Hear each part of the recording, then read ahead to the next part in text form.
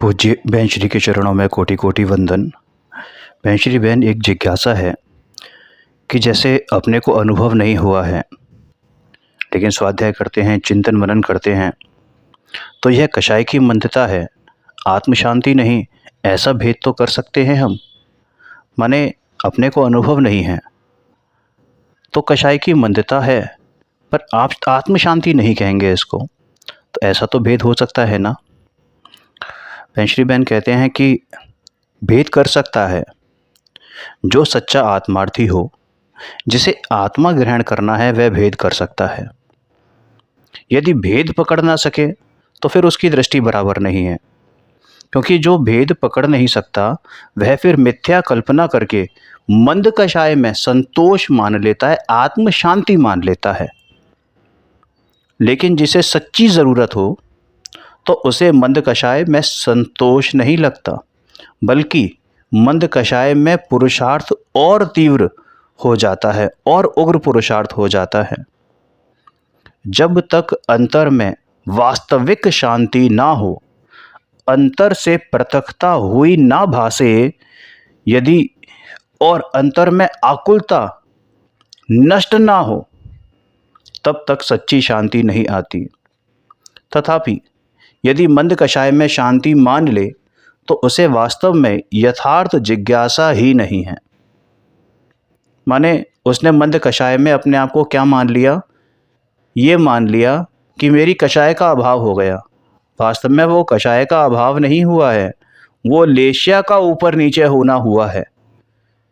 तुझे जो कृष्ण नील कापोत लेश्या होती थी वो अब पीत पद्म पे आकर रुक गई है, या अधिक से अधिक शुक्ल पर आकर रुक गई है, और तूने उसमें क्या मान लिया? अपने आप को संतुष्ट होना मान लिया, अनुभव होना मान लिया, कषायों की मंदता मान ली।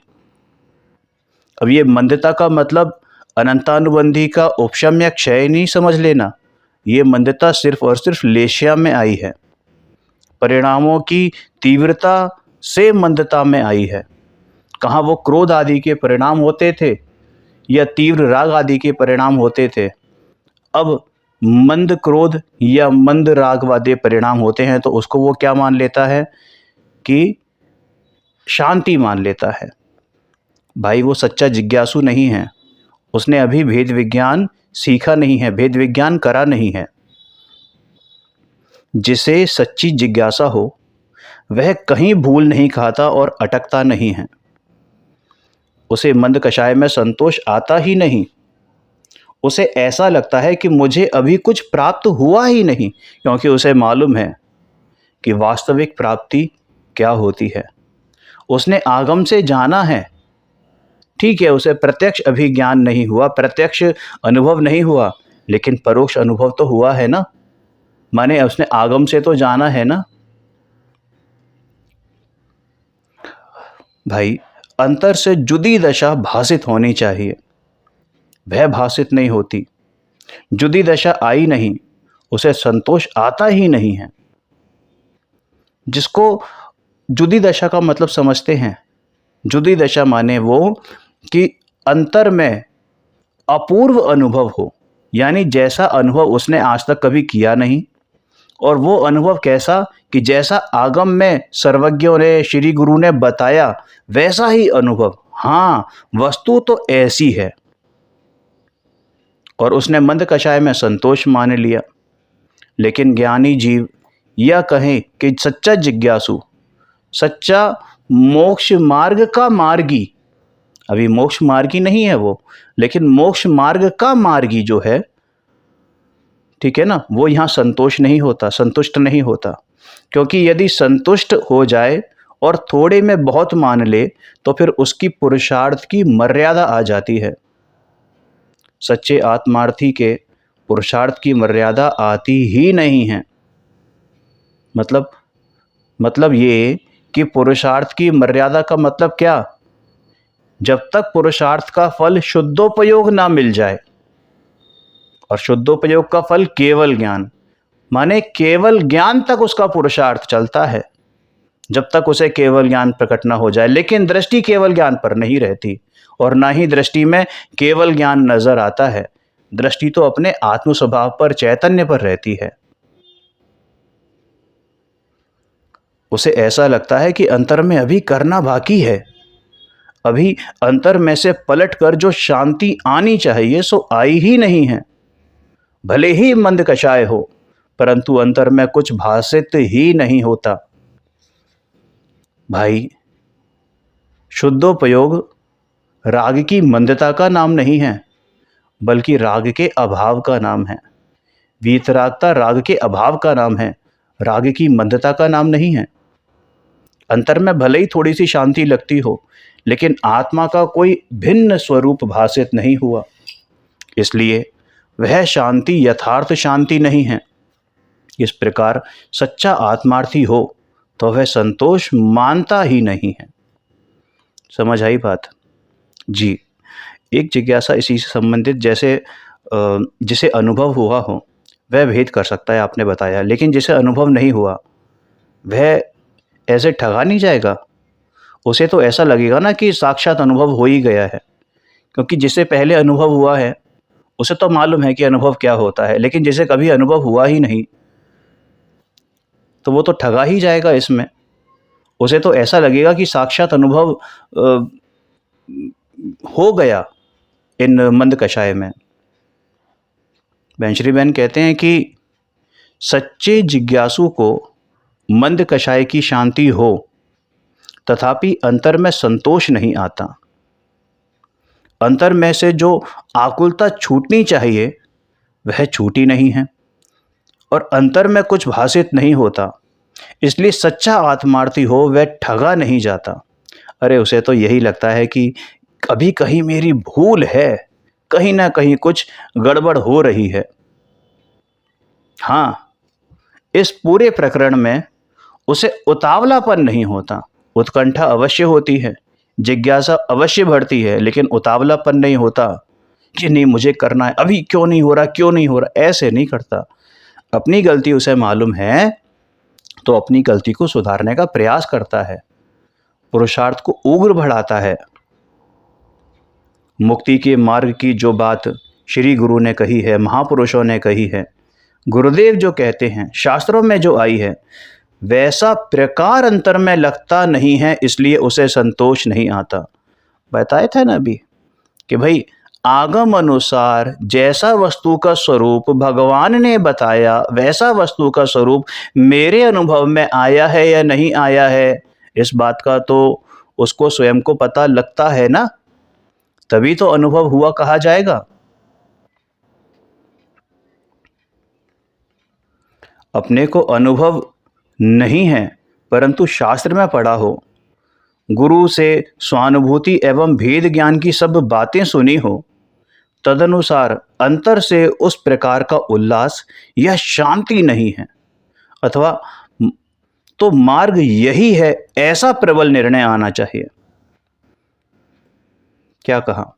अपने को अनुभव नहीं है, परंतु शास्त्र में पढ़ा हो, श्री गुरु ने बताया हो, गुरु के मुख से स्वानुभूति एवं भेद ज्ञान की सब बातें सुनी हो, तदनुसार अंतर से उस प्रकार का उल्लास या शांति नहीं आई हो, या फिर मार्ग यही है, ऐसा प्रबल निर्णय आना चाहिए, सो नहीं आता। इसलिए क्या है कि मेरी ही भूल है, इस प्रकार भेद कर सकता है, संतुष्ट नहीं होता, संतुष्ट नहीं होता। सच्चा जिज्ञासु, या कहें कि सच्चा आत्मार्थी, वह अल्प पुरुषार्थ में या मंद पुरुषार्थ में अटक नहीं जाता। उसे ऐसा लगता है कि मंद कषाय में अटक जाना यह मेरी बहुत बड़ी भूल है। भाई, जब लोहा गर्म है तो उसी समय तो हथौड़ा मारना है, और अभी कषाय मंद है, यही सही समय है। पता नहीं परिणामों की विचित्रता क्या गुल खिला जाए।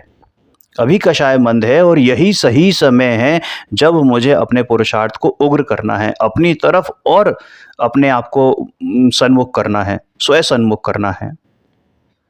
उसे ऐसा लगता है कि मंद कषाय में अटक जाना यह मेरी भूल है, ऐसी खटक उसे बनी ही रहती है, और इसलिए वह अटकता ही नहीं है।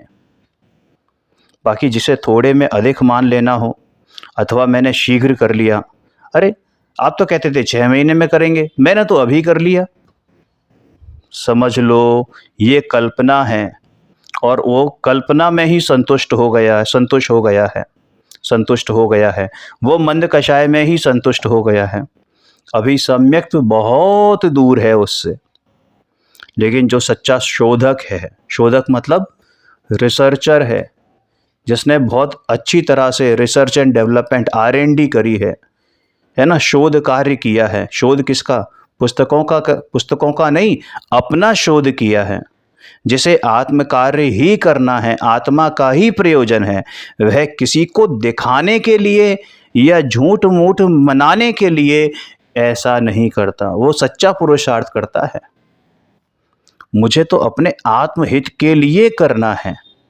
अरे भाई, यह अनंत काल का परिभ्रमण कैसे मिटेगा? अंतरंग में से ये सुख कैसे प्राप्त होगा? ये दुख कैसे मिटेगा? ये अनुपम आत्मा कैसे मिलेगी? ऐसी सच्ची खटक हो तो वह संतुष्ट नहीं हो जाता।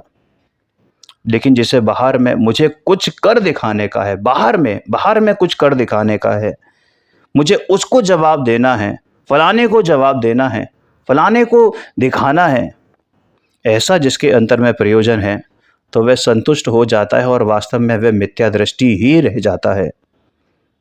आकुलता हो और शीघ्र पुरुषार्थ कर लूं, वैसी अधीरता हो तो वह संतुष्ट हो जाता है। भाई, ठगे जाने के मार्ग अनेक हैं और सच्चा मार्ग एक है।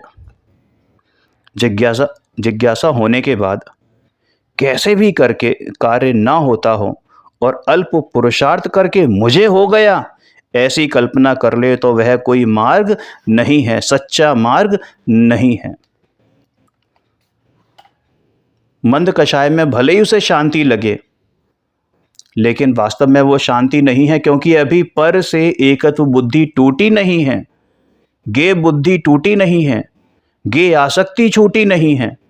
अंतर में से जो भिन्न भाष्यमान होना चाहिए, जिसका भाव भाषण होना चाहिए, वह नहीं होता और ज्ञायक हाथ में आया नहीं है।